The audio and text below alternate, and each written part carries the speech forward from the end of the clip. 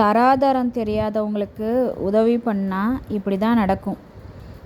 மக்கள் எல்லாம் சொன்னாங்க அந்த அம்மாக்கிட்ட, கருப்பிக்கு எதுவும் பண்ணாதீங்க, ஹெல்ப் பண்ணாதீங்க, அவள் நன்றி கெட்டவ, அவள் உங்களையே திருப்பி பேசுவா, ஏதாவது சொல்லிடுவா அப்படின்னெல்லாம் சொன்னாங்க. மக்கள் எல்லாம் கமெண்ட் பண்ணாங்க அந்த அம்மாவுடைய லைவ்லலாம் போயிட்டு. ஆனால் அந்த அம்மா கேட்கவே இல்லை.